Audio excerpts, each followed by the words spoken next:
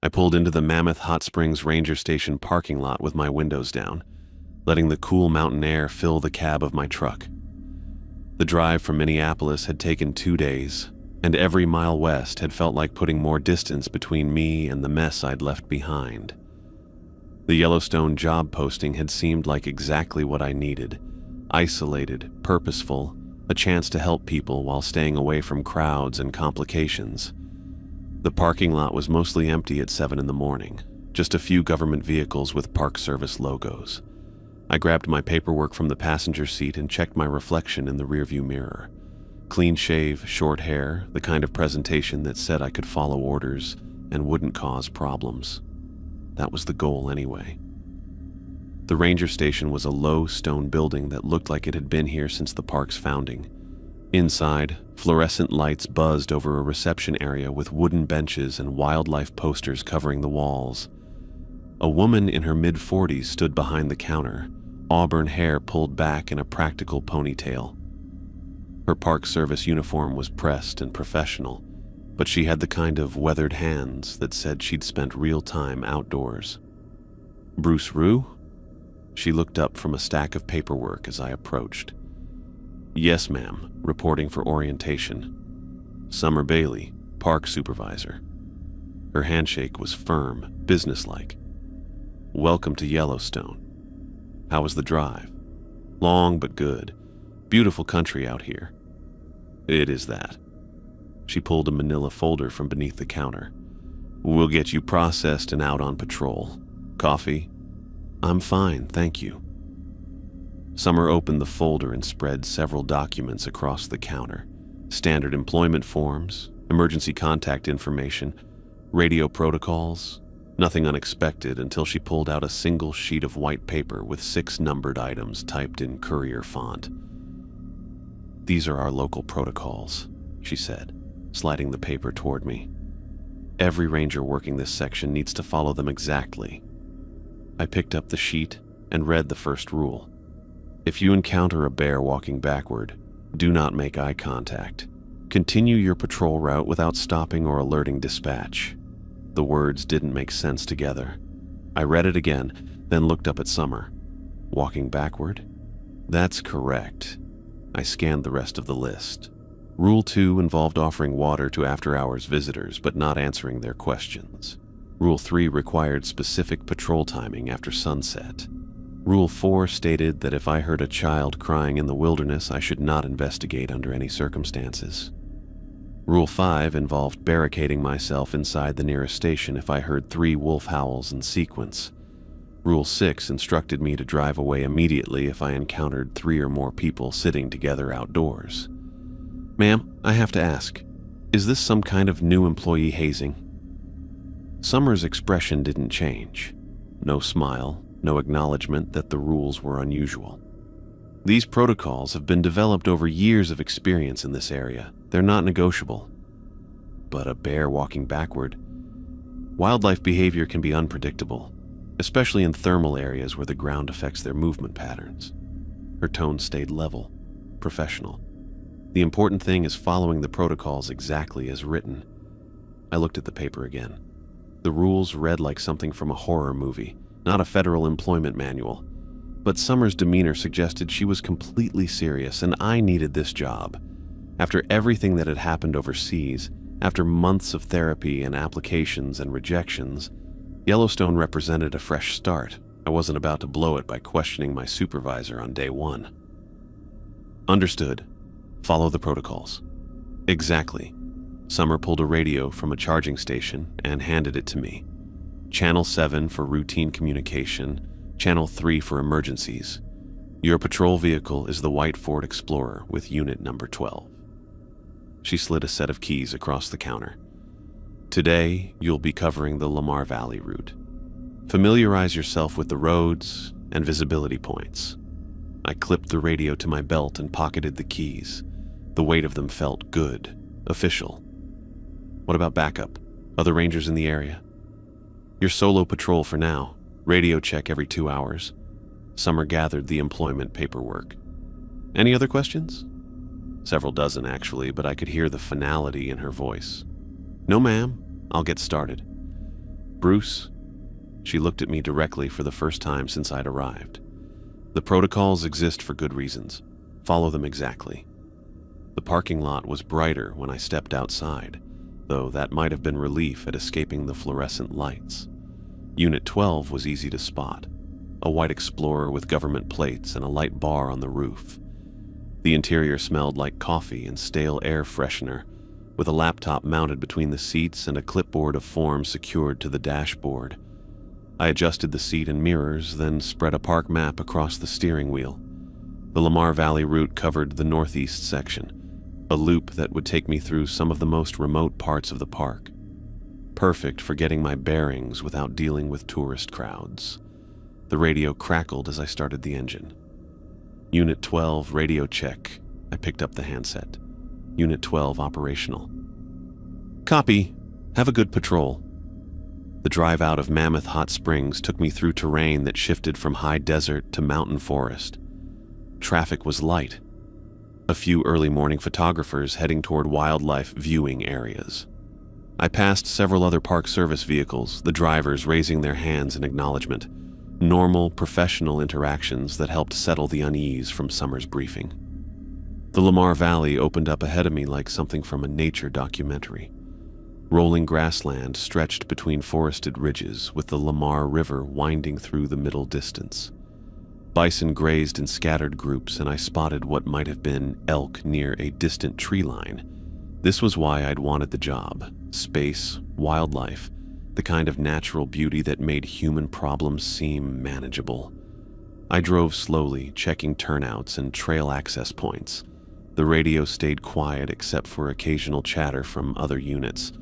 Around 10 o'clock, I pulled over at a scenic overlook to update my patrol log. The valley spread out below me, peaceful and vast. Maybe the weird rules were just summer's way of testing how well I'd follow orders. Military experience had taught me that every organization had its quirks and unofficial procedures. 3 hours into patrol, I was driving a winding section of road that followed the valley's northern edge. Dense forest pressed close to the asphalt, with occasional glimpses of meadows between the trees. I'd settled into the rhythm of the route, enjoying the solitude and the steady background chatter on the radio. That's when I saw the bear. It was moving down a steep hillside about 50 yards from the road, a massive grizzly with dark brown fur. But something was wrong with its movement. Instead of walking normally down the slope, it was backing down, rear legs first, front paws feeling for purchase behind it. The motion looked deliberate, controlled, like it was performing some kind of elaborate dance. I slowed the vehicle, trying to process what I was seeing. Bears could walk backward. I'd seen it in zoos when they were playing or avoiding something, but this looked different, purposeful. The grizzly moved with careful precision, never looking where it was going, as if the backward motion was completely natural. The first rule flashed through my memory. If you encounter a bear walking backward, do not make eye contact. I forced myself to look away from the bear and focus on the road ahead, but my peripheral vision caught its movement, and something about the animal's posture made my skin crawl. It wasn't just walking backward, it was watching the road, watching me. I pressed the accelerator, increasing speed without being obvious about it. The bear continued its strange descent, and I caught a glimpse of its head turning to track my vehicle. Its eyes seemed too focused, too aware. Most wild animals would have fled at the sound of the engine, but this one kept moving backward down the slope, like my presence was exactly what it expected. The road curved away from the hillside, blocking my view of the bear. I checked the rearview mirror but couldn't see anything through the trees. My hands had tightened on the steering wheel without me realizing it, and I made a conscious effort to relax my grip. Just a bear with odd behavior. Maybe it had been injured and couldn't turn around normally. Maybe the thermal activity in the ground was affecting its movement. There had to be a logical explanation, even if Summer's rule had made the encounter feel significant. I continued the patrol route, but the image of the backward walking grizzly stayed with me.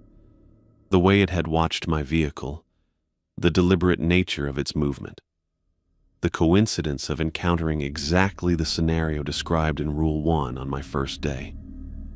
Nothing about it felt random. The radio stayed quiet for the rest of my shift. I completed the loop through Lamar Valley, checked in with dispatch at the required intervals, and filed a routine patrol report that made no mention of unusual wildlife behavior. By the time I returned Unit 12 to the motor pool, the sun was setting behind the mountains. Employee housing was a cluster of small cabins about a mile from the main administrative area. My assigned quarters turned out to be a studio apartment with basic furnishings and a kitchenette, standard government housing, functional but depressing. I'd lived in worse places overseas. I heated a can of soup and sat at the small table with Summer's list of protocols. Reading them again didn't make them any less strange. Rule 4 bothered me the most. Not investigating a crying child went against every instinct I had. Military training had drilled into me the importance of protecting civilians, especially kids. But the rule was explicit. Do not investigate under any circumstances. What kind of place was this where helping a lost child was prohibited? What had happened here to make such rules necessary? I folded the paper and slipped it into my wallet next to my military ID. Tomorrow would bring more patrol shifts, more opportunities to figure out what I'd gotten myself into. Maybe I'd encounter other rangers who could explain the unofficial culture. Maybe Summer would be more forthcoming once I'd proven myself reliable. Outside my window, the mountains were black silhouettes against a star-filled sky. Yellowstone was beautiful, peaceful, exactly what I'd hoped for when I'd applied for the position. But the backward walking bear had left me with questions that wouldn't go away. And Summer's serious demeanor when discussing the protocols suggested they weren't jokes or hazing rituals. I set my alarm for 6:30 and turned off the lights. Whatever was going on here, I'd figure it out eventually. I just had to follow the rules, do my job, and give it time. How complicated could it be? I pulled out of the Towerfall Ranger Station parking lot with my headlights cutting through the mountain darkness, the radio silence more noticeable now that normal park operations had ended for the day. Rule 3 had been specific about after-hours patrol timing. Begin exactly 2 hours after sunset, maintain standard route coverage, report any anomalies immediately. The dashboard clock read 9:17 p.m., putting me right on schedule. The Grand Loop Road stretched ahead in the cone of my headlights, asphalt disappearing into blackness between walls of lodgepole pine. During the day, this section offered scenic overlooks and wildlife viewing opportunities. At night, it felt like driving through a tunnel with no end. I kept my speed steady, checking mile markers against the patrol checklist Summer had provided. 23 miles of road to cover with scheduled stops at 4 designated points. My radio crackled with static, then cleared. No other units were operating in this sector after dark. Standard procedure for remote areas where backup wasn't readily available. The isolation should have been peaceful, but something about the complete silence made me hyper-aware of every shadow that moved beyond my headlights. 20 minutes into the drive, I heard it. Crying. Faint but unmistakable, coming from somewhere in the tree line to my right. A child's voice, high and desperate, calling for help. The sound carried clearly through my open window, rising and falling with genuine panic. I slowed the vehicle, then stopped completely, engine idling while I strained to listen. The crying continued, definitely a young voice, maybe a girl. Lost hikers weren't uncommon in Yellowstone, and families sometimes underestimated how quickly darkness could disorient even experienced outdoors people. Every instinct I had screamed that someone needed help. But Rule 4 was burned into my memory. If you hear a child crying in the wilderness, do not investigate under any circumstances. The crying grew closer, moving through the trees toward the road. I could make out words now. Help me, and I can't find them. Repeated over and over with increasing desperation. My hand moved toward the radio to call for backup, then stopped. The rule hadn't mentioned calling for help, only not investigating personally. A small figure emerged from the tree line about 30 yards ahead of my vehicle. A girl, maybe 8 years old, wearing a light blue jacket and jeans. She ran toward my truck with her arms outstretched, tears reflecting in my headlights. Everything about her posture and movement screamed genuine terror. "Please help me," she called out as she approached the driver's side. "I can't find my parents. They were camping and I got lost." I rolled up my window, leaving only a small gap. The girl pressed her face close to the glass, and I could see she'd been crying for a while. Red eyes, streaked cheeks, the kind of exhaustion that comes from hours of fear. She looked exactly like every missing child case I'd seen during my military service, exactly like the kind of situation where hesitation could mean the difference between life and death. "Please," she whispered through the gap. "I've been walking for hours. I'm so scared." My throat felt tight. Everything in my training said to protect civilians, especially children. Everything in my gut said this girl needed immediate help, but Summer's voice echoed in my memory. "Follow the protocols." Exactly. "I can't help you," I said through the window. The words came out harsher than I'd intended. "I'm sorry." The girl's expression shifted from hope to confusion to something that might have been disappointment. "But I'm lost. I need help finding my parents."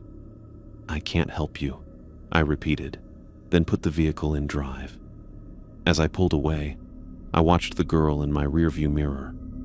She stood in the road for a moment, then began running after my vehicle. At first, her pace seemed normal for a frightened child trying to catch up, but as I increased speed, she kept pace. 20 miles per hour, then 30, then 40.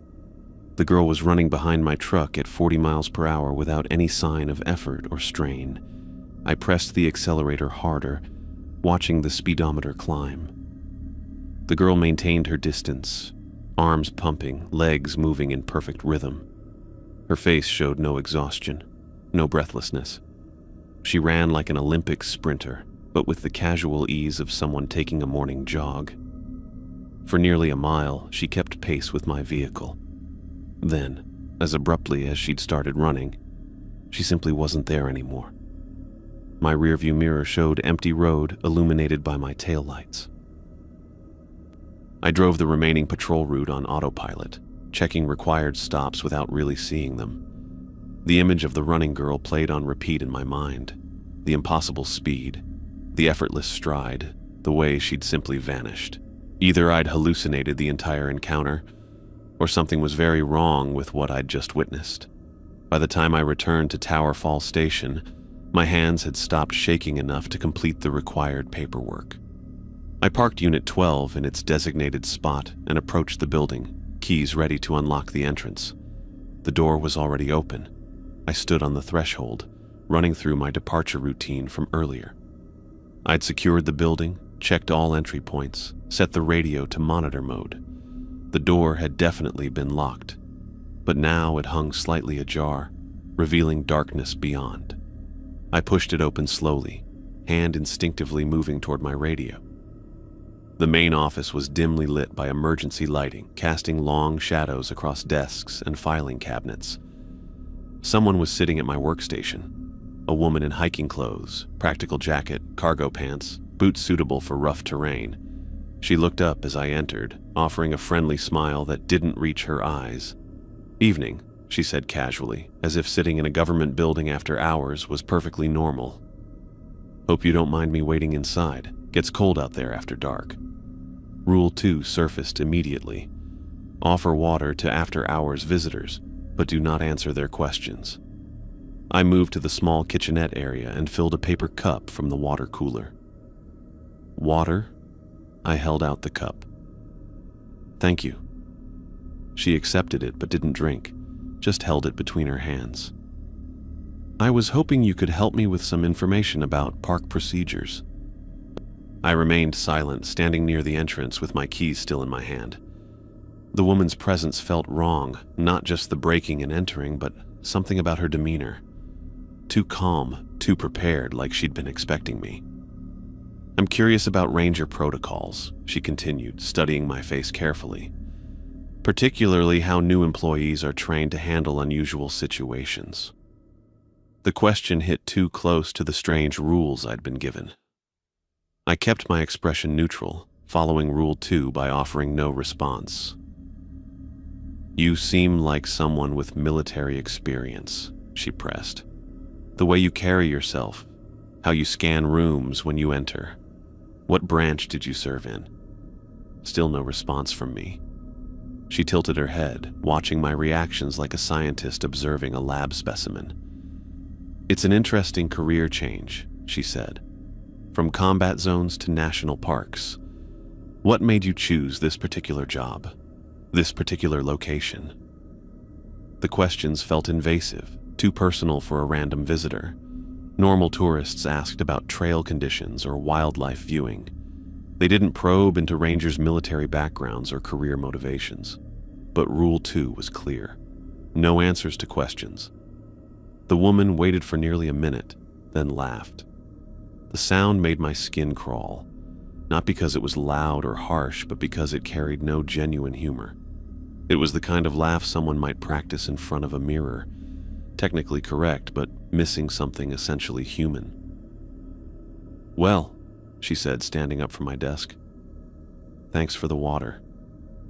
She walked toward the door, passing close enough that I caught her scent, not perfume or soap, but something clinical like antiseptic. At the threshold, she turned back. "Have a good rest of your shift," she said, then stepped into the darkness and disappeared. I locked the door behind her, checking the deadbolt twice before moving to the window. The parking lot was empty except for my patrol vehicle. No car, no bicycle, no sign of how she'd arrived or how she planned to leave. The nearest road was 3 miles away, and the terrain between here and there was rough hiking at best. I settled at my desk to complete the patrol report, trying to focus on routine paperwork instead of the evening's encounters. The forms required documentation of mileage, fuel consumption, notable wildlife observations, and interactions with park visitors. I filled in the basics without mentioning running children or uninvited guests, following what seemed to be an unspoken protocol about keeping reports mundane. 30 minutes later, 3 distinct wolf howls echoed across the valley. The sound was unmistakable. Deep, resonant calls that carried for miles in the mountain air. But these weren't the usual pack communications I'd heard during training videos. Each howl came from a different direction, perfectly spaced, almost like signals being passed between positions. Rule 5 flashed through my memory. If you hear 3 wolf howls in sequence, barricade yourself inside the nearest station until dawn. I moved quickly, checking every window latch and door lock. The station had been built for security with heavy frames and reinforced entry points. I wedged chairs under door handles and pulled filing cabinets in front of the main windows. Within 10 minutes, the building was as secure as I could make it. Then I settled in to wait. Strange sounds began almost immediately. Footsteps circling the building. Not the random pattern of wildlife, but deliberate pacing like someone conducting surveillance. Scratching at windows, testing the latches I'd just secured. At one point, something heavy scraped across the roof, moving from one end to the other with mechanical precision. The sounds continued for hours, sometimes fading to nothing before resuming with renewed intensity. I sat at my desk with the radio in my hand, following Rule 5 exactly, waiting for dawn to release me from whatever was prowling outside. I drove back to Mammoth Hot Springs as the first hints of sunrise crept over the mountains, my shift radio crackling with routine morning traffic. The night at Tower Fall Station felt like something from a fever dream. Wolf howls, prowling sounds, hours of waiting behind barricaded doors. But here I was, heading to the Fishing Bridge Visitor Center for a scheduled meeting with Stephen Norwood, Senior Ranger, as if nothing unusual had happened. The employee schedule board in the main office had listed our 9 a.m. appointment without explanation. Summer had mentioned Stephen during my orientation, describing him as someone with 30-plus years of park experience who could help me understand local procedures. After 2 days of following bizarre rules and encountering things that didn't make sense, I welcomed the chance to talk with a veteran ranger who might provide some context. Fishing Bridge sat along the northern shore of Yellowstone Lake, a collection of buildings that served as both visitor services and administrative hub for the Lake District. I found Stephen's patrol vehicle in the parking lot, an older Ford Explorer with faded paint and equipment racks that suggested serious field use. Through the visitor center windows, I spotted a tall man in ranger uniform examining wall displays with the unhurried attention of someone killing time. Stephen Norwood looked exactly like central casting would order for experienced park ranger. Graying blonde hair, weathered face, the kind of relaxed posture that came from decades of outdoor work. He turned as I entered, offering a firm handshake and the sort of genuine smile that immediately put people at ease. "Bruce, right? Heard we got a new guy. Steve Norwood." His voice carried a slight Montana drawl. "How you settling in?" "Still learning the ropes, but getting there. Always takes time. Different animal than most federal jobs." He gestured toward the lake beyond the windows. "Coffee? Got a fresh pot in the back office." We settled at a small table overlooking the water, steaming cups between us. Stephen had the manner of someone completely comfortable in his environment, the kind of ranger who tourists trusted instinctively and who could navigate bureaucracy as easily as wilderness trails. "Summer mentioned your military," he said, stirring his coffee. "Afghanistan?" "2 tours, combat medic." "Good background for this work. Helps with the observation skills, staying calm under pressure." Stephen leaned back in his chair. "Bet you've seen some interesting wildlife already. Bears, maybe?" The question felt casual enough, but something in his tone made me wonder if he knew about my encounter with the backward-walking grizzly. "Some. Still learning the behavior patterns. They're fascinating animals, smarter than people give them credit for." Stephen sipped his coffee, watching my face. "You know, funny thing happened yesterday. Got a report about a missing kid from one of the camping areas. Little girl, maybe 8 years old, light blue jacket, jeans. Family said she wandered off from their campsite 3 nights ago." My throat tightened.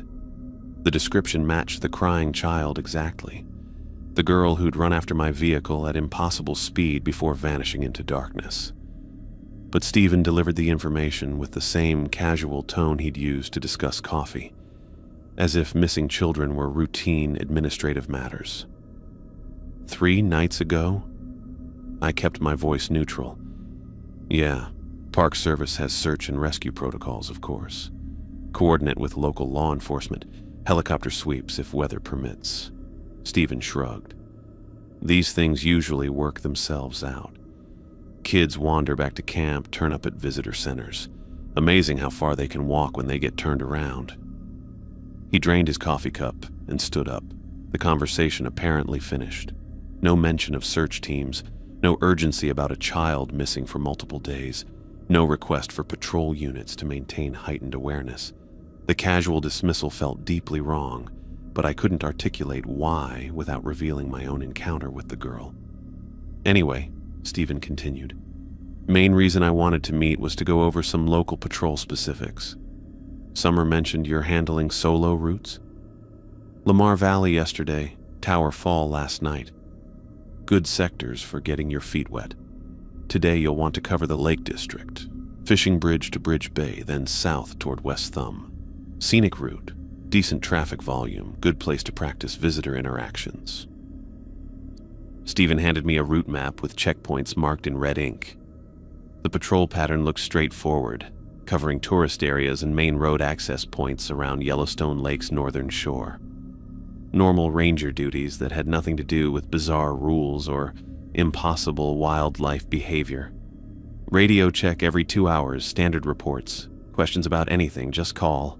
Stephen headed toward the door, then paused. "Oh, and Bruce, those protocols Summer gave you, they might seem unusual, but they're based on real experience, worth following exactly." He left me alone in the visitor center, staring at the lake through windows that reflected my own uncertain expression. Stephen's casual attitude toward the missing child bothered me more than I wanted to admit. Military training had drilled into me the importance of urgency when civilians were in danger, especially kids. But Stephen had discussed the situation like a routine paperwork issue, something that would work itself out without intervention. I spent the morning completing the assigned patrol route, checking campground access points and stopping to assist tourists with directions and park information. Normal ranger work that felt almost therapeutic after the strangeness of my first 2 days. Families asked about fishing regulations. Photographers wanted advice about wildlife viewing locations. Hikers requested trail condition updates. Routine interactions that reminded me why I'd wanted this job. But the image of the missing child kept surfacing. A little girl in a light blue jacket, exactly matching the figure I'd encountered on the dark road near Tower Fall. The coincidence felt too significant to ignore, yet Rule 4 had been explicit about not investigating crying children under any circumstances. Either the rule was designed to prevent rangers from helping legitimate missing persons, or something else was happening that I didn't understand. Around 2 in the afternoon, I was driving the southern section of my patrol route when I spotted them. 3 people sat on a bench overlooking Yellowstone Lake, positioned about 50 yards from the road. 2 adults and what appeared to be a teenager, all facing the water with perfect stillness. Even from a distance, their posture seemed wrong, too rigid, too precisely arranged. They weren't talking, weren't moving, weren't engaging in any of the normal behaviors you'd expect from people enjoying a scenic view. As I approached in my patrol vehicle, the teenagers slowly turned to look directly at me. The movement was mechanical, deliberate, like a security camera tracking a target. The teenager's face broke into a wide smile that didn't match their eyes, an expression that looked practiced rather than spontaneous. They maintained eye contact as I drove past, head turning to follow my vehicle's progress. Rule 6 surfaced immediately. If you encounter 3 or more people sitting together outdoors, drive away immediately. I pressed the accelerator, increasing speed without being obvious about it. In my rearview mirror, I watched all 3 figures turn in unison to watch my departure.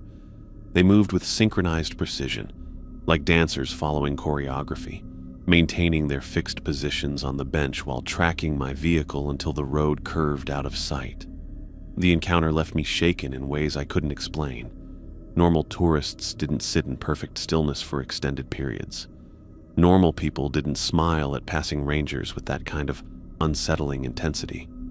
And normal families certainly didn't move with mechanical coordination, as if they were performing rather than simply existing. I completed the remainder of my patrol on autopilot, checking required stops while my mind replayed the scene at the lake. The 3 figures had felt staged, arranged for my benefit like actors hitting their marks, but that interpretation led to questions I wasn't ready to confront, questions about who might be staging such encounters and why. Evening brought relief in the form of routine. I returned my patrol vehicle to the motor pool, filed the required paperwork, and headed to the employee cafeteria at Mammoth Hot Springs for dinner. The dining area was basic but functional, with a handful of tables and a serving line that offered simple meals for park staff. After 2 days of eating alone in my quarters, the prospect of company appealed to me. Johnny Scott was already seated at a corner table when I arrived, picking at a plate of meatloaf and mashed potatoes. I'd met him briefly during orientation, another new ranger, maybe mid-20s, with the nervous energy of someone still adjusting to the job. He looked up as I approached with my tray, offering a tentative smile. "Mind if I sit?" "Please." Johnny gestured to the empty chair across from him. "How's the patrol work treating you?" I settled in with my dinner, grateful for normal conversation. "Learning curve, but getting the hang of it." "You?" "Been here 8 months now." Johnny's hands trembled slightly as he cut his meatloaf, still figuring things out. 8 months. That was longer than I'd expected for someone who still seemed so uncertain. Most jobs had learning periods measured in weeks, not the better part of a year. I studied Johnny's face more carefully, noticing the dark circles under his eyes and the way he kept glancing around the dining area as if checking for surveillance. "Same patrol routes?" I asked. "Similar, they rotate us through different sectors." Johnny lowered his voice, leaning closer across the table. "You been following the rules Summer gave you?" The question hit like cold water. Johnny's tone suggested he knew exactly what rules I'd received, which meant the protocols weren't unique to my assignment. "Yeah, they're unusual." "Unusual," Johnny laughed, but there was no humor in the sound. "That's one way to put it." He pushed food around his plate without eating, eyes constantly moving to scan the other diners. The cafeteria held maybe a dozen people, all park employees engaged in normal dinner conversations. But Johnny watched them like potential threats, his nervousness infectious. "Johnny," I kept my voice low, "what's the real story with those protocols?" His fork paused halfway to his mouth. For a moment, his expression shifted from nervous to something approaching fear. "The rules keep us safe. That's what they told me when I started." "Safe from what?" "That's..." Johnny set down his fork, hands shaking more noticeably now. "That's not the right question to ask. Questions lead to problems." The response felt rehearsed, like something he'd been told to say. But underneath the practiced words, I caught genuine fear. Johnny wasn't just nervous about the job. He was scared of something specific, something that made discussing the rules dangerous. "I've seen the bear," he whispered suddenly. "The one that walks backward. Same one, multiple times. Always in different locations, always watching." My appetite disappeared. Johnny's encounter matched mine exactly, down to the sense of being observed by the animal. But if we'd both seen the same bear exhibiting identical behavior in different areas of the park, the explanation couldn't be simple animal movement patterns. "How many times?" "Dozens, maybe more." Johnny's voice dropped even lower. "Started my second week. Every few days there it is, backing down some hillside right where I can see it. Never gets closer, never does anything threatening. Just watches." The pattern suggested surveillance rather than coincidence. A normal bear might cross a ranger's patrol route occasionally, but not with the frequency Johnny described. And the backward walking behavior was too distinctive to be natural, too specific to be accidental. "What about the other rules?" I pressed. Johnny glanced around the cafeteria again, then leaned even closer. All of them. The crying child, the 3 howls, the visitors with questions. 8 months of following protocols that don't make sense, watching things that shouldn't exist. "But you keep following them." "Because questioning them leads to problems." Johnny's repetition of the phrase carried weight, as if he'd learned the lesson through bitter experience. Rangers who ask too many questions get transferred, reassigned to different parks, different districts, or they just leave. The word "leave" hung in the air between us, loaded with implications Johnny didn't seem willing to elaborate. But his fear was genuine, suggesting that whatever happened to questioning rangers was worse than simple job transfers. Johnny pushed back from the table, dinner barely touched. "Bruce, listen to me. Tomorrow is going to be different." "Different how?" "Something not covered by the rules. Something new." Johnny's hand shook as he gathered his silverware. "When it happens, remember what I told you about questions." He stood up abruptly, leaving his tray on the table and walking toward the exit with quick, nervous steps. I watched him go, noting how he checked over his shoulder before disappearing through the doorway. Whatever had Johnny scared, it was specific and immediate. I finished my dinner alone, turning over his warnings. 8 months of following bizarre protocols, multiple encounters with impossible wildlife behavior, and now a prediction that tomorrow would bring something new. Johnny's fear suggested the rules were just the beginning of whatever I'd gotten myself into. Outside the cafeteria windows, darkness was settling over the mountains. Somewhere in that wilderness, a little girl in a light blue jacket had been missing for 3 days. A child who matched exactly the figure I'd seen running at impossible speed behind my patrol vehicle. The 3 people by the lake had watched my departure with synchronized precision, their mechanical movements suggesting careful coordination rather than coincidence. And tomorrow, according to Johnny's warning, something would happen that the rules didn't cover. I cleared my tray and headed back to my quarters, mind racing with questions I was apparently not supposed to ask. Whatever was happening at Yellowstone, it involved more than unusual wildlife behavior and strange patrol protocols. The fear in Johnny's voice had been real, immediate, personal. In my small apartment, I pulled out Summer's list of rules and read them again. 6 numbered items that had seemed bizarre during orientation now felt like warnings about specific threats. Rules designed not to test my compliance, but to protect me from encounters that other rangers had already experienced. But protect me from what, and why was tomorrow going to be different? I set my alarm for 6:30 and tried to push the questions aside.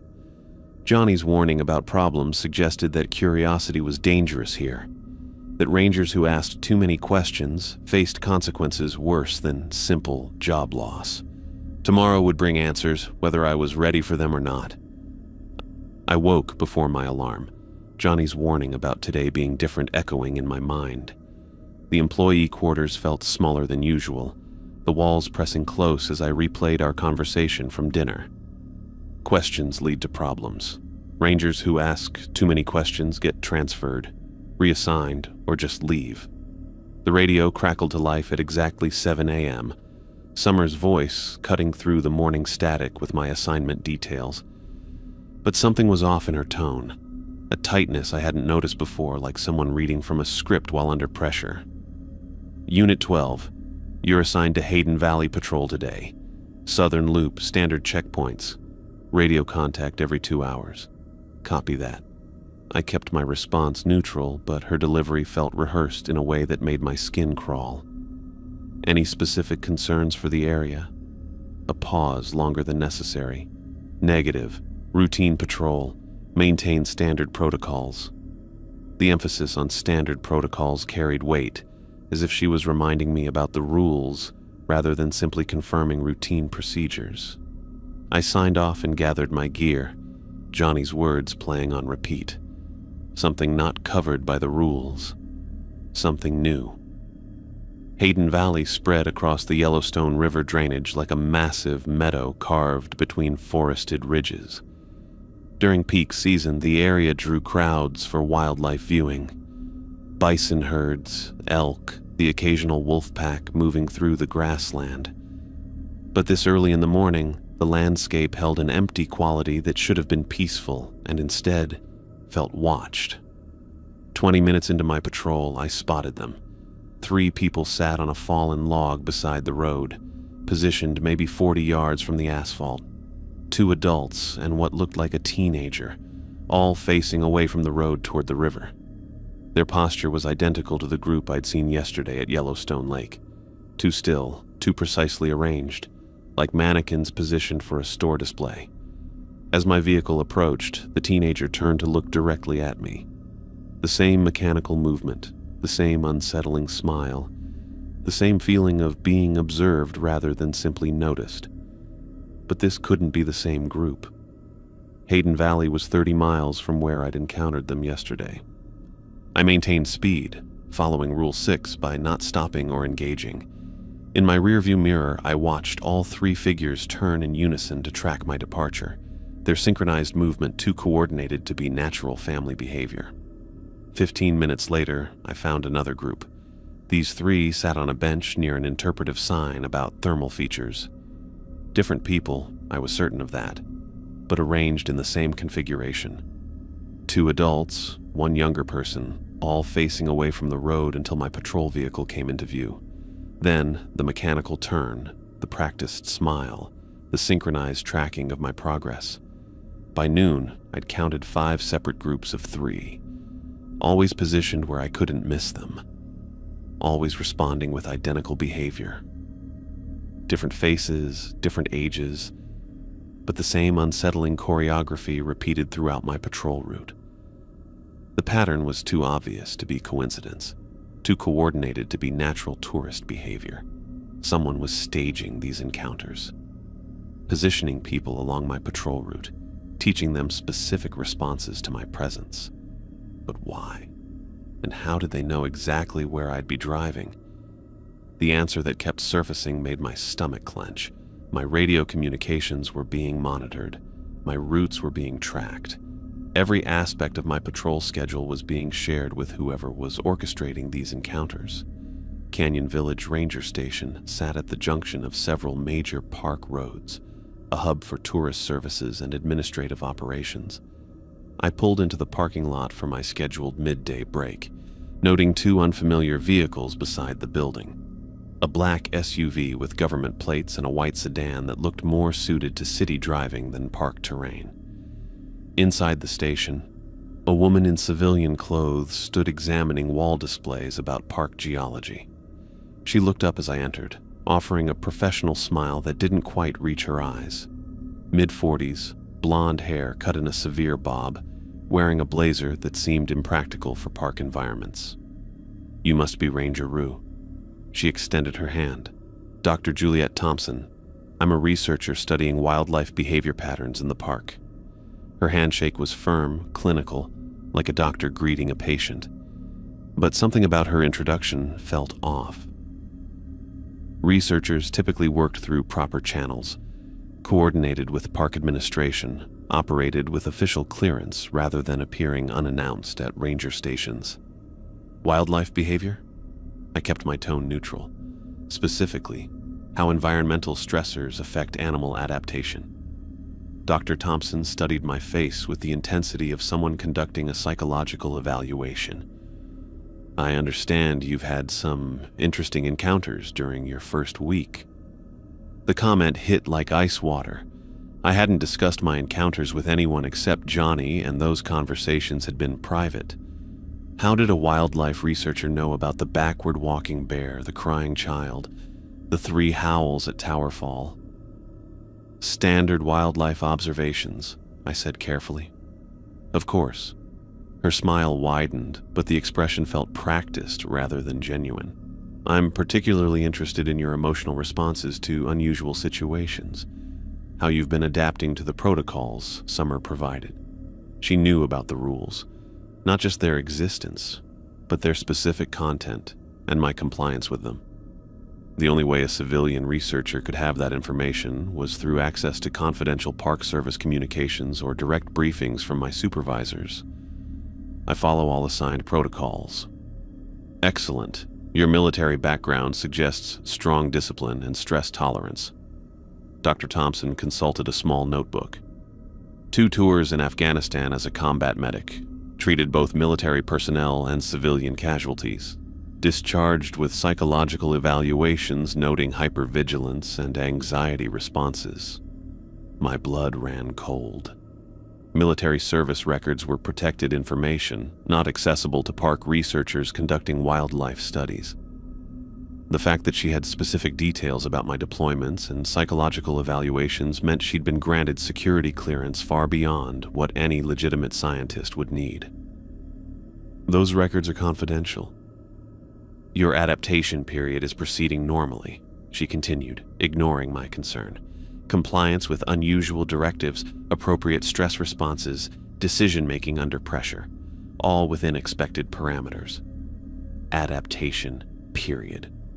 The phrase carried clinical weight, suggesting I was being evaluated rather than simply employed. But adaptation to what? And what were the expected parameters she was measuring? "What exactly are you studying, Dr. Thompson?" Her expression shifted slightly, becoming more guarded. "Behavioral adaptation patterns. How individuals with specific psychological profiles respond to controlled environmental stressors." The words hit me like a physical blow. Controlled environmental stressors. The backward walking bear, the crying child, the 3 people sitting in perfect formation, all of it carefully orchestrated to produce specific stress responses. I wasn't being tested on park procedures. I was being used as a test subject. "I need to complete my patrol," I said, moving toward the door. "Of course. But Ranger Rue..." Dr. Thompson's voice stopped me at the threshold. "Remember that questioning the parameters can interfere with the adaptation process. Cooperation ensures the best possible outcome." The threat was subtle, but unmistakable. Follow the protocols, accept the encounters, don't ask questions about what was happening to me. The alternative was apparently the same fate that had befallen rangers who asked too many questions. I left the station without responding, my hands shaking as I unlocked my patrol vehicle. Dr. Thompson's clinical approach to my adaptation confirmed what Johnny's fear had suggested. We weren't rangers learning unusual local procedures. We were test subjects in some kind of psychological experiment, monitored and evaluated by researchers who had access to our most private medical information. The afternoon patrol passed in a haze of hypervigilance and growing paranoia. Every radio check with dispatch felt like surveillance. Every tourist I encountered could be another planted actor following a script. The landscape that had initially attracted me to this job now felt like a massive laboratory, with me as the primary specimen under observation. Evening brought assignment to the Old Faithful area, where thermal features created an otherworldly landscape of geysers, hot springs, and steaming pools. Tourist crowds thinned after sunset, leaving the boardwalks and viewing areas largely empty except for the occasional night photographer or late-arriving visitor. I was completing documentation at the visitor center when my radio crackled with an incoming transmission. "Base, this is Unit 14. I need immediate backup." Johnny's voice cut through the static, higher pitched than normal, edged with panic I'd never heard from him before. I grabbed the radio. "Unit 14, this is Unit 12. What's your location?" "Bruce?" Johnny's relief was audible. "Thank God, I'm being followed. The crying child, she's been tracking me for hours. Every time I try to leave my patrol route, she appears ahead of my vehicle." The transmission quality was poor, filled with interference that made his words hard to distinguish, but the fear in his voice was unmistakable, genuine terror that made my chest tighten with recognition. "Where are you now, Johnny?" "South of... Christ, she's running beside my truck again." "How is she keeping pace?" "I'm doing 40 miles per hour and she's just running alongside like it's nothing." His description matched my own encounter exactly. The impossible speed, the effortless stride, the feeling of being hunted rather than simply encountered. But if Johnny was experiencing the same thing, it confirmed that these weren't random events. Someone was orchestrating identical encounters for multiple rangers. "Johnny, follow Protocol 6. Drive away immediately." "I've been trying. Every time I change direction, she's already there waiting, like she knows where I'm going before I do." The transmission dissolved into static for several seconds, then cleared briefly. "Bruce, listen to me. The rules aren't protection. They're part of whatever this is. Don't trust..." The radio went dead. I tried raising him immediately. "Unit 14, respond. Johnny, do you copy?" Nothing but static. I contacted dispatch, reporting the lost communication and requesting Johnny's last known location. Summer's response came back within minutes, providing coordinates that placed him near the Grand Prismatic Thermal area, roughly 15 minutes from my position. I drove toward the location faster than park regulations allowed. Emergency lights activated, but no siren to avoid alarming tourists. Johnny's final words echoed in my mind. The rules aren't protection. They're part of whatever this is. His warning had been cut short, but the implication was clear. The protocols weren't designed to keep us safe from threats. They were designed to make us compliant with whatever was being done to us. I found Johnny's patrol vehicle 40 minutes later, parked beside a thermal pool near the Grand Prismatic viewing area. Unit 14 sat empty with the driver's door hanging open, engine still running, headlights illuminating wisps of steam rising from superheated water. Johnny was nowhere to be seen. I approached the vehicle carefully, hand instinctively moving toward my radio. Johnny's equipment was still inside. Clipboard, water bottle, the duty belt he never removed during patrol. His radio sat in the center console, power light glowing green, but when I tried to raise him, the speaker only emitted static. The thermal pool beside his vehicle was roughly circular, maybe 20 feet across, with water that bubbled and steamed at temperatures hot enough to kill. Warning signs posted around the area emphasized the danger of thermal features, the fatal consequences of contact with the superheated water. I searched the immediate area, calling Johnny's name and checking behind trees and rock formations where he might have taken shelter. No response, no sign of struggle, no indication of where he'd gone or why he'd abandoned his vehicle. When I radioed the incident to dispatch, Summer's response felt wrong from the first word. Copy, Unit 12. Will initiate standard missing person procedures. Return to base immediately for debriefing. No questions about Johnny's last known activities. No urgency about a missing ranger in a dangerous area. No coordination with search and rescue teams or requests for additional units to assist with the search. Just clinical acknowledgement and instructions for me to leave the scene. Shouldn't we establish a perimeter? Coordinate search teams? Negative. Return to base immediately. Ranger Scott's situation will be handled through appropriate channels. Ranger Scott's situation, not missing person emergency or potential medical incident, but a bureaucratic phrase that made Johnny sound like a paperwork problem rather than a human being in danger. I drove back toward Mammoth Hot Springs with my hands gripping the steering wheel so tightly my knuckles went white. Johnny's warning played on repeat. The rules aren't protection, they're part of whatever this is. Dr. Thompson's clinical questions about my adaptation period. Summers' scripted responses that lacked genuine concern for a missing colleague. Whatever was happening at Yellowstone, it involved more than psychological testing or wildlife research. Rangers who asked too many questions didn't just get transferred, they disappeared. And now Johnny was gone, vanishing without explanation while following the same protocols that were supposed to keep us safe. In my rearview mirror, steam continued rising from the thermal pool where I'd found Johnny's abandoned vehicle. The sight filled me with a dread I couldn't articulate, a certainty that whatever had happened to him was connected to the staged encounters, the clinical evaluations, and the growing sense that nothing about my employment was what it seemed. Tomorrow would indeed be different, just as Johnny had warned, because now I knew that questioning the rules might be the only way to survive them. I walked into the Mammoth Hot Springs administrative building at 8:15 the next morning, my patience finally exhausted. Johnny's abandoned patrol vehicle had haunted my sleep, along with his final radio transmission. The rules aren't protection, they're part of whatever this is. Dr. Thompson's clinical questions about my adaptation period had confirmed what I'd been trying to ignore. Something was fundamentally wrong with this place, and I needed answers. Summer looked up from her desk as I entered, coffee mug halfway to her lips. Her expression shifted from routine morning pleasantries to something more guarded when she saw my face. I'd spent the night rehearsing this conversation, preparing for evasion and bureaucratic deflection, but I wasn't leaving without the truth. Bruce, you're early for your shift.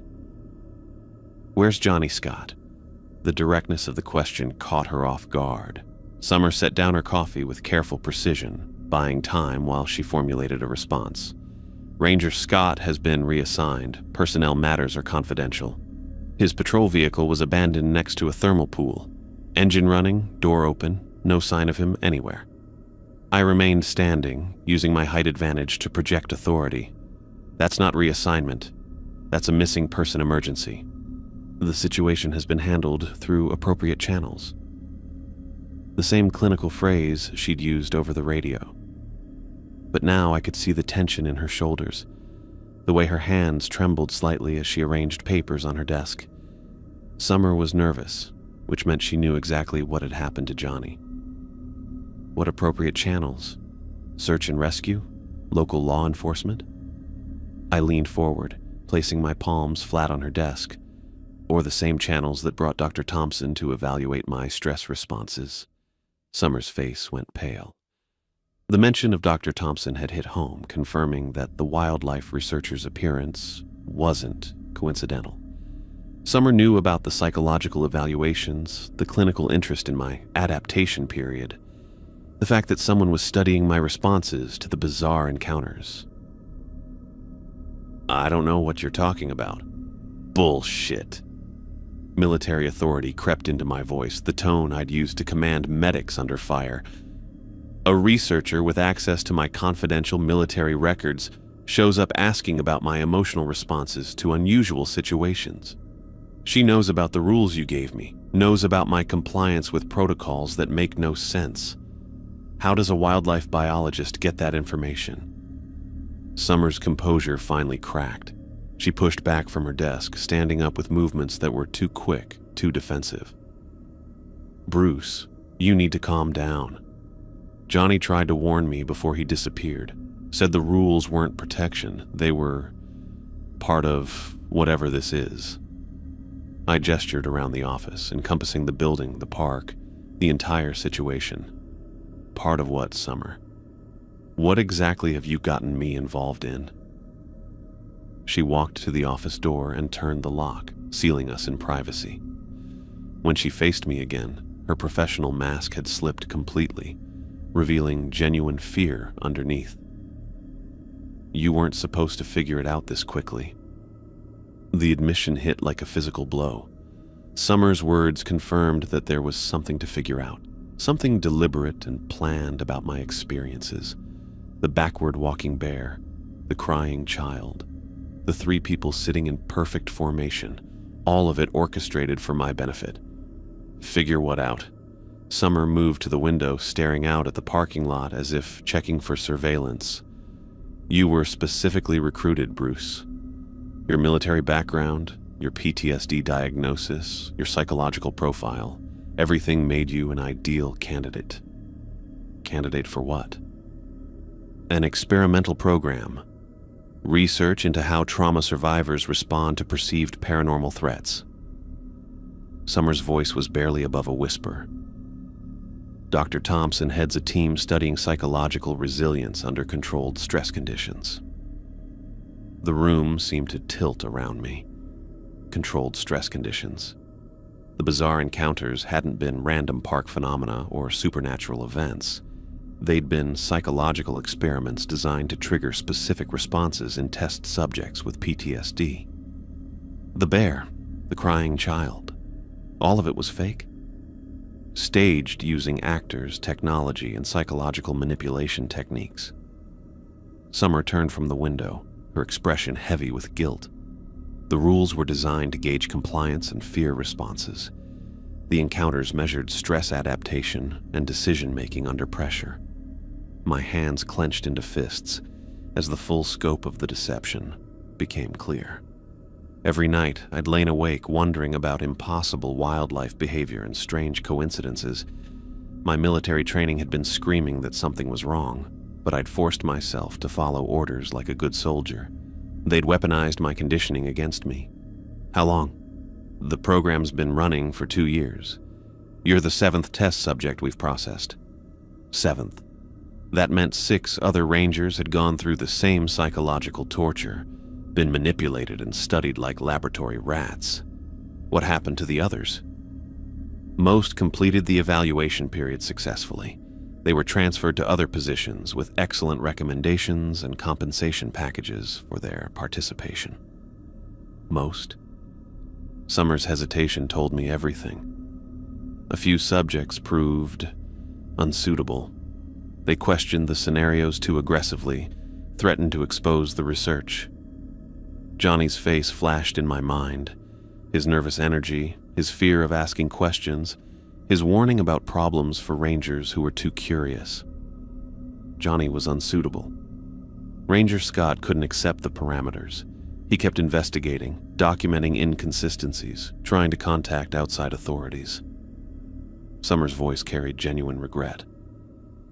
He was transferred to another facility for extended evaluation. Another facility. Not reassignment or job transfer, but something that sounded disturbingly like indefinite detention. Johnny hadn't disappeared. He'd been removed for failing to comply with psychological manipulation. The missing child story was fabricated. There never was a missing child. The crying girl is an actress named Emily. She's part of Dr. Thompson's team. The revelation made my stomach clench. I'd driven away from what I believed was a terrified 8-year-old because the rules had forbidden investigation. My military training to protect civilians had warred with my need to follow orders, creating exactly the kind of psychological conflict the researchers wanted to study. The 3 people sitting together, researchers monitoring your reactions. They rotate through different locations along your patrol routes, measuring stress responses and compliance levels.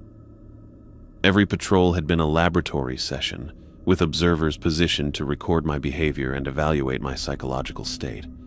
The synchronized movements, the mechanical turning to watch my vehicle, they'd been clinical rather than supernatural, conducted by scientists rather than mysterious figures. You've been monitoring my radio communications. Every transmission is recorded. Your quarters are under video surveillance. Sleep patterns, eating habits, social interactions, all documented for analysis.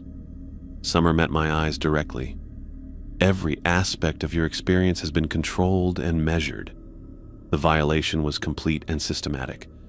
They'd stripped away my privacy, my autonomy, my basic human dignity in service of research I'd never consented to participate in. My apartment wasn't home. It was an observation chamber where my most private moments were recorded for scientific evaluation. I want out, immediately. Summer's expression grew pained. That's not possible. What do you mean, not possible? Your employment contract includes a psychological evaluation period that legally prevents your departure for 6 months. Breaking the agreement would result in financial penalties and potential legal action. I stared at her, understanding flooding through me like ice water. The employment paperwork I'd signed in my desperation for work and isolation had trapped me in a psychological experiment. They'd used my PTSD, my need for structure and authority, to make me complicit in my own manipulation. Footsteps echoed in the hallway outside the office. Summer glanced at the door, then back at me with an expression that mixed apology and fear. "They're coming!" The door handle rattled, followed by a knock. Dr. Thompson's voice carried through the wood with clinical authority. "Summer, we need to discuss Ranger Rue's progress evaluation." Stephen's voice joined hers. "Bruce, you in there? Need to talk through some things." They'd been monitoring this conversation, watching through whatever surveillance equipment they'd installed in the administrative building. My confrontation with Summer hadn't been a private demand for truth. It had been another test scenario designed to measure my responses when the deception was revealed. Summer moved toward the door, her hand hovering over the lock. "Bruce, please understand. Your compliance has been exceptional. Dr. Thompson wants to extend the program, offer you additional compensation for continued participation." I refuse. That's not really an option. The knocking grew more insistent. Dr. Thompson's voice carried a sharper edge. "Summer, open the door." I looked around the office, noting the single window that faced the parking lot and the back door that led to a supply corridor. My military training kicked in automatically, evaluating escape routes and tactical options. They'd underestimated how quickly I could shift from compliant test subject to someone fighting for survival. "Bruce," Stephen's voice carried false concern. "We just want to talk. Work out the details of your continued assignment." Continued assignment. Not employment or career opportunity, but assignment. Like a prisoner being transferred between facilities. Johnny's fate was becoming clearer. Extended evaluation at another facility probably meant indefinite psychological experimentation until subjects either broke completely or proved useful enough to release. Summer reached for the door lock, her movement reluctant, but inevitable. Whatever authority I'd thought she possessed was illusory. She was as much a tool of the research program as the actors and staged encounters. "I'm sorry," she whispered. The lock clicked open. Dr. Thompson entered first, clipboard in hand, followed by Stephen, whose relaxed demeanor had shifted to something more predatory. Behind them, two men in Park Service uniforms blocked the doorway, security personnel whose presence confirmed that this wasn't a friendly discussion about employment terms. Ranger Rue. Dr. Thompson's smile was professional and completely empty. "I understand you have concerns about the program structure. I have concerns about being used as a test subject without informed consent. Your employment contract clearly outlined the evaluation period and research components. Legal review confirmed full compliance with federal guidelines for psychological research. The clinical language was designed to make my objections sound irrational, my anger inappropriate. But the two security guards flanking the door suggested that legal compliance wasn't their primary concern." Stephen stepped forward, hands raised in a gesture of false reassurance. "Bruce, nobody wants this to get complicated. The program offers excellent compensation for a few more months of participation. Think about your future career prospects." The threat was subtle but unmistakable. Cooperation meant financial rewards and positive recommendations. Resistance meant whatever had happened to Johnny and the other unsuitable subjects who'd questioned the research too aggressively. "What happened to the Rangers who refused to continue?" Dr. Thompson consulted her clipboard. "Extended evaluation at specialized facilities designed to address their specific psychological needs.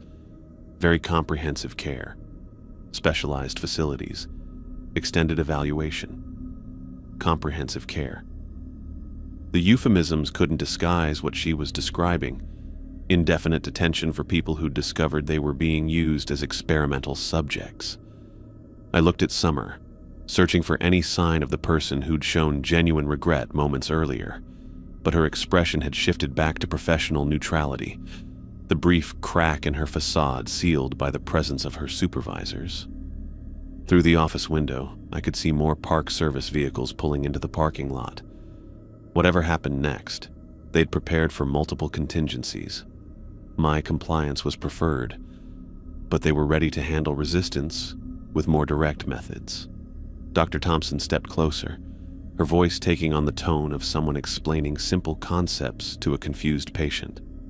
"Bruce, your stress responses have provided valuable data about trauma survivor adaptation. With a few months of additional testing, we can develop treatment protocols that will help thousands of veterans with similar conditions."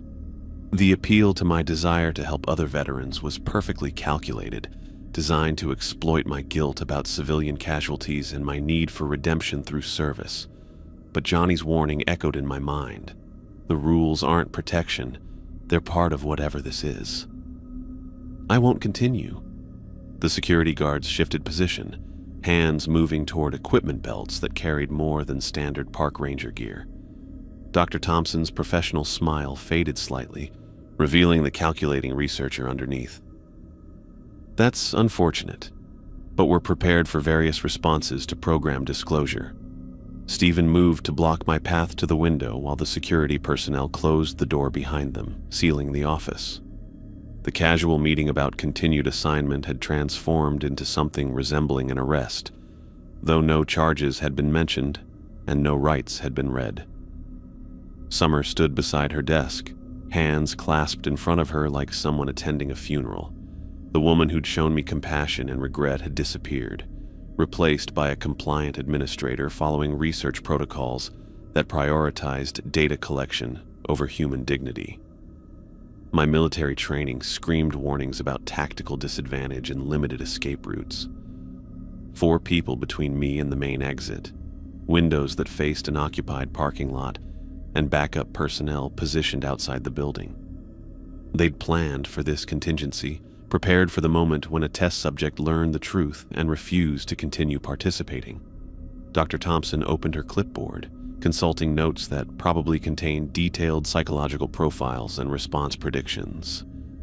Ranger Roo? The next phase of the program involves more intensive evaluation scenarios. Your cooperation will ensure the process remains comfortable for everyone involved. The clinical language couldn't disguise the threat.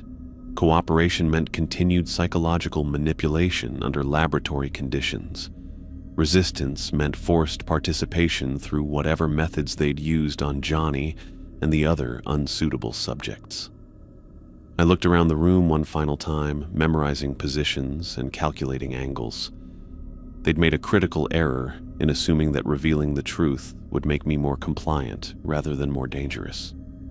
My PTSD hadn't just created psychological vulnerabilities, it had also honed survival instincts they apparently hadn't factored into their research design. The standoff stretched between us, tension building as each side evaluated options and calculated next moves. Outside the window, more vehicles continued arriving, their occupants taking positions around the administrative building. Whatever happened next, my days as a compliant test subject were over. The silence stretched between us for 3 more seconds before I made my move. My chair scraped against the floor as I stood abruptly, the sudden motion drawing everyone's attention upward. In that split second of distraction, I grabbed Summer's heavy ceramic coffee mug from her desk and hurled it at the nearest security guard's face. The impact sent him stumbling backward into his partner, creating the opening I needed. I lunged toward the back door that led to the supply corridor, muscle memory from Afghanistan taking over as my training kicked in. Stephen reached for me, but I drove my elbow into his solar plexus, doubling him over with a grunt of pain. Dr. Thompson shouted something about securing the perimeter, but I was already through the door and into the narrow hallway beyond. The supply corridor connected to the building's rear exit, a route I'd memorized during my first day orientation without realizing I'd ever need it for escape. Behind me, boots pounded against linoleum as the security team regrouped and gave chase. I could hear Dr. Thompson's voice coordinating over radio, her clinical tone replaced by sharp command authority. The rear exit opened onto a loading dock behind the administrative building. I dropped from the concrete platform to ground level, scanning for cover and escape routes. 30 yards ahead, a maintenance shed offered concealment. But beyond that lay open parking areas where they could easily spot me. I needed to reach the trees. Footsteps echoed from inside the building, getting closer. I sprinted across the open ground toward a stand of lodgepole pines that marked the beginning of the wilderness area. My chest burned with exertion, but adrenaline pushed me forward as shouts erupted behind me. Subject heading northwest from the administrative building, someone reported over radio. All units converge on Grid 7. Subject. Not employee, not person, but subject, confirming that they'd never seen me as anything more than laboratory equipment that had malfunctioned. I reached the tree line and kept running, using the forest canopy to break line of sight with my pursuers. My patrol routes had given me detailed knowledge of the terrain around Mammoth Hot Springs, including game trails and service roads that didn't appear on tourist maps. 20 minutes of hard running brought me to where I'd parked Unit 12 that morning, the white Ford Explorer sitting alone in the visitor parking area. The vehicle started immediately, and I pulled out of the lot with deliberate calm, fighting every instinct to floor the accelerator. Panic would draw attention. Normal driving patterns would buy me time to reach the park's north entrance before they could coordinate a full response. The highway toward the Roosevelt Arch stretched ahead, 2 lanes of asphalt that represented freedom from the psychological prison I'd been trapped in. I maintained the speed limit, checking my mirrors constantly for pursuing vehicles. 5 miles from the entrance, I began to believe I might actually escape. Then I saw the roadblock. 3 Park Service vehicles had been positioned across both lanes just before the entrance station, creating an impassable barrier. Summer stood beside the lead vehicle, radio in hand, while Stephen leaned against another truck with his arms crossed. They'd anticipated my route and moved to intercept. I pulled to the shoulder 200 yards from the checkpoint, hands gripping the steering wheel as I evaluated options. Driving through the roadblock would require ramming Park Service vehicles, potentially injuring people who were following orders rather than making free choices. My military training included rules of engagement that prohibited unnecessary violence against non-combatants. But staying meant returning to Dr. Thompson's extended evaluation program, whatever that actually entailed. I turned off the engine and grabbed my day pack from the passenger seat, leaving Unit 12 unlocked with the keys in the ignition. If they wanted the vehicle back, they could collect it themselves. My escape would continue on foot through terrain they couldn't follow with cars. The forest on the park's northern edge was dense enough to provide cover, but open enough for fast movement. I struck out across country, using compass bearings to maintain direction toward the boundary while staying well clear of established trails where they might set up ambush points. 15 minutes into my cross-country trek, I heard my name being called from somewhere ahead. Not the harsh authority of security personnel, but a young woman's voice carrying genuine urgency. "Bruce, please, I need to talk to you." I stopped behind a large boulder, scanning the trees for the source of the voice. Movement caught my eye. A small figure in hiking clothes emerging from behind a cluster of aspens maybe 40 yards ahead. Even at distance, I recognized her immediately. The crying child. Emily, according to Summer's revelation. The actress who'd run behind my patrol vehicle at impossible speeds.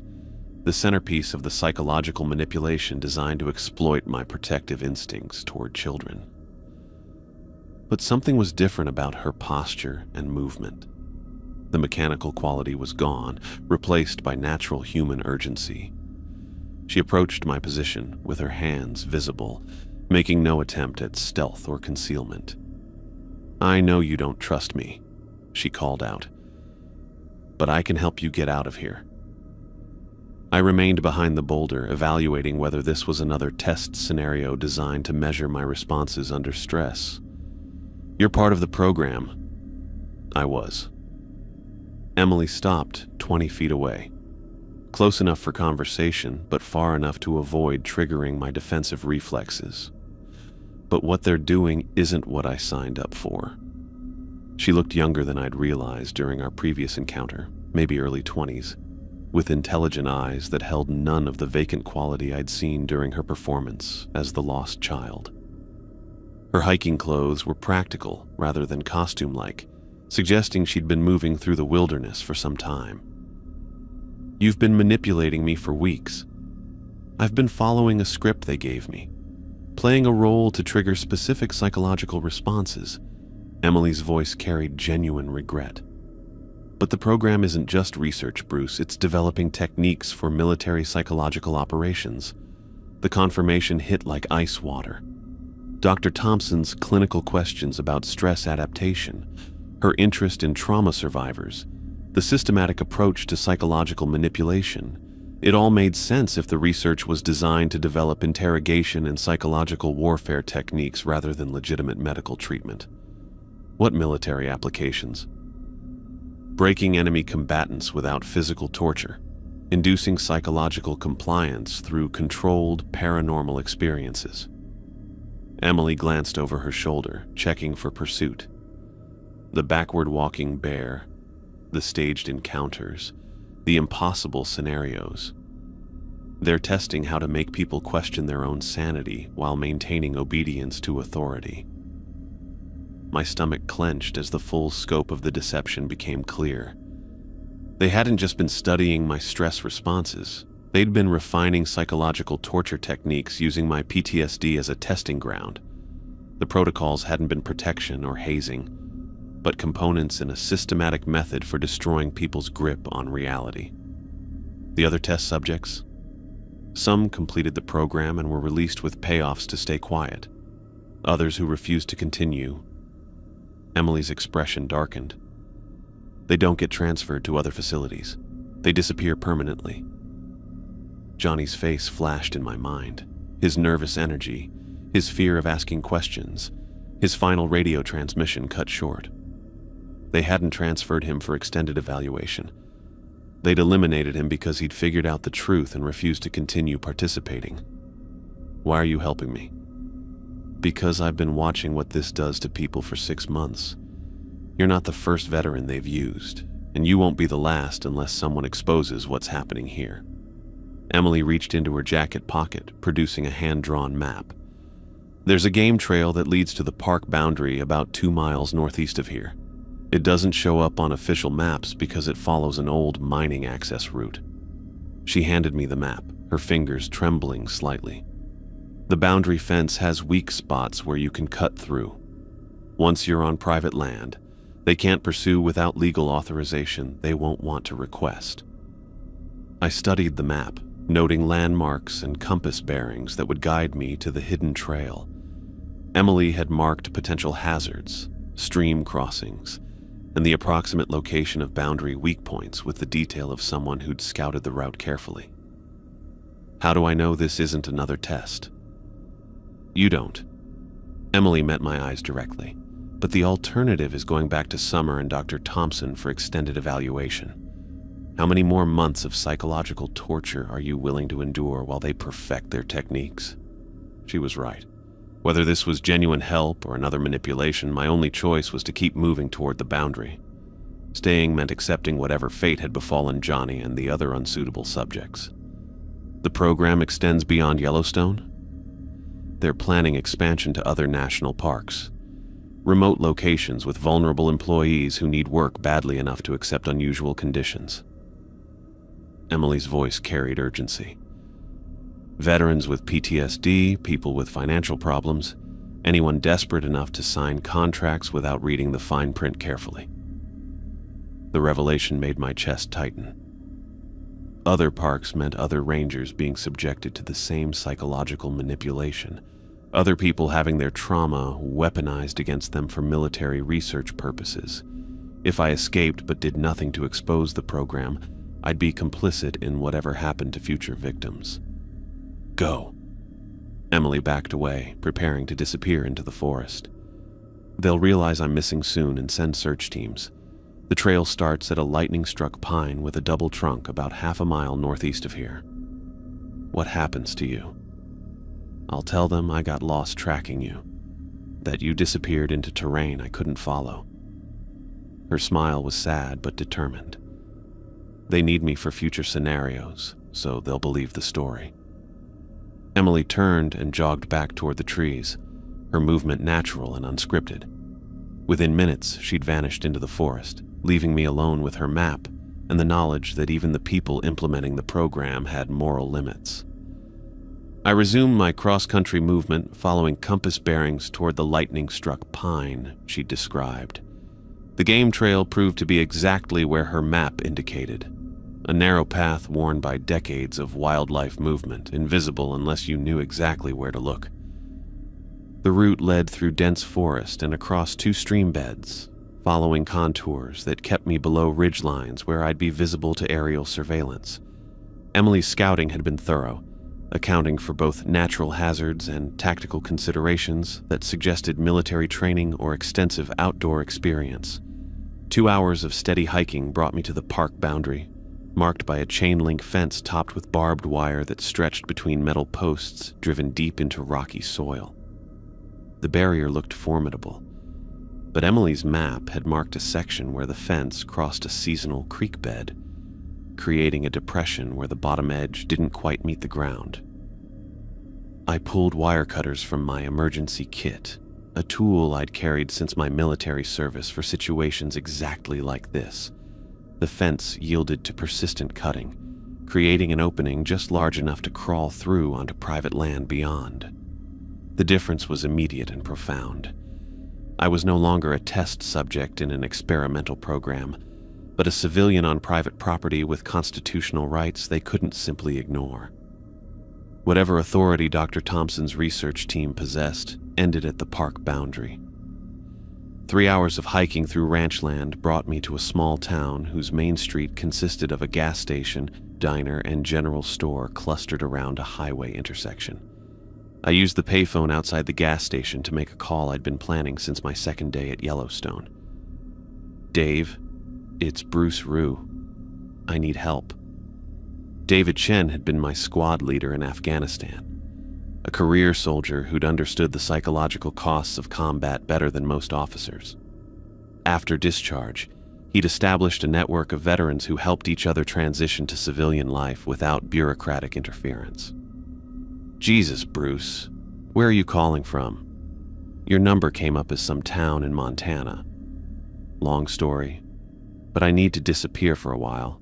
New identity, clean transportation. Somewhere the government can't track me down easily. Dave's pause carried the weight of someone who'd handled similar requests before. How deep is the hole you're in? Deep enough that people are disappearing. Military psychological research that's crossed legal and ethical lines. Copy that. There's a truck stop 40 miles south of your position. Blue Bear Travel Plaza. Go to Pump 7 and wait. Someone will find you within 2 hours. The connection ended without further explanation, but I trusted Dave's network more than any official channels. Veterans who'd been betrayed by bureaucrats and researchers understood the importance of mutual protection. The ride came exactly as promised. A long-haul trucker who asked no questions about my situation or destination. We drove through the night toward Colorado, where Dave's contacts had prepared documentation and resources for starting over. Months passed in a small cabin outside Denver, where I worked construction jobs and avoided any contact with government agencies. The false identity held up under casual scrutiny, but I knew it wouldn't survive serious investigation if they decided to hunt for me aggressively. Through encrypted communications with Dave's network, I learned that the Yellowstone program had indeed expanded. New rangers at Glacier National Park and Grand Teton were receiving identical protocol lists, experiencing the same impossible encounters designed to break down psychological resistance. The crying child actor had been deployed to multiple locations, along with other performers playing roles in the expanded psychological manipulation program. Dr. Thompson's research had evolved beyond testing techniques to active implementation.